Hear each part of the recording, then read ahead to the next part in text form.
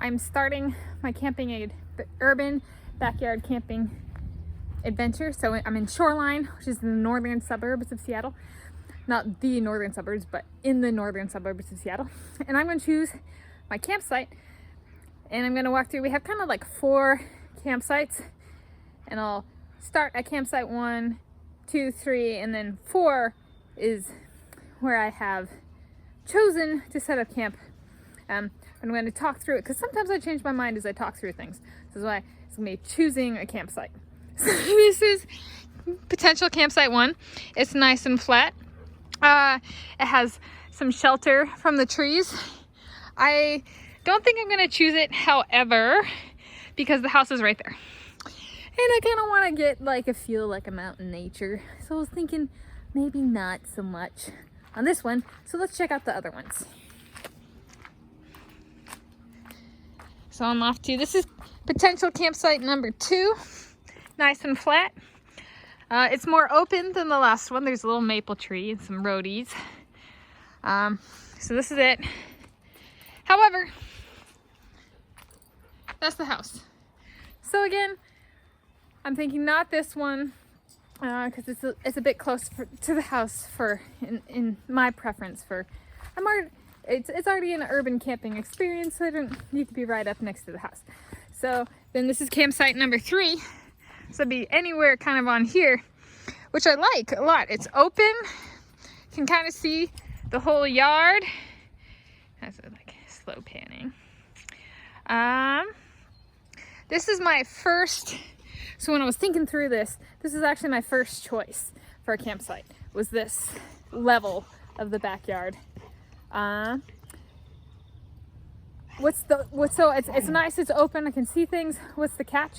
It's high enough that like right now there's a little breeze and I can feel the breeze. So it might be a little cooler than the other campsites because there's a little bit of a breeze. And so that's the fence. And coyotes run back there, like there, that way. But humans sometimes kind of, there are the occasional human prowlers in the neighborhood, and that kind of stuff. Sorry, I was a bit zoomed in. Human prowlers and that kind of stuff. And being right here is really exposed. Like someone could walk up to that fence and I'd be pop right out in the open. So that leaves campsite number 4, which is kind of anywhere in here. And so I was thinking, well, if people can come up right here and look in, maybe not setting up. So my second thought was maybe setting up here, but then I was like, but then if somebody comes in, they can see me, and I can almost see the trail down there from here. So it's kind of like, if I set up right here, people might be able to see me from the trail, in the ravine, the gully, because there's a water, there's this stream. So it's like, okay, maybe not here. So I'm thinking, what's a little more sheltered? So I'm thinking here. So choosing a campsite. This is campsite number 4, this level. And I think I'm gonna go with right here because it has the shelter of the trees, these 2 little trees.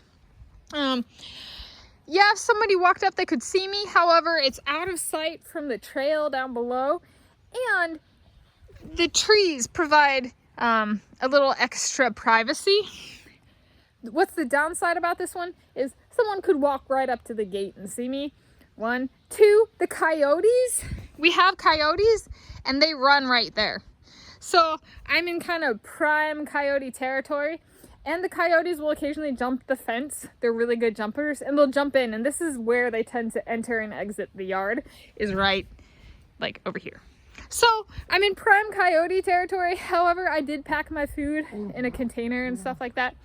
The coyotes are going to come if the coyotes come and disturb me in my slumber and stuff like that. So I think this is it, though. We'll see. I need to make sure it's big enough for my tent. So that's kind of the next thing, is setting up my tent. But that was walking through choosing a campsite. I think it was not my first pick, but is what I will actually at least try.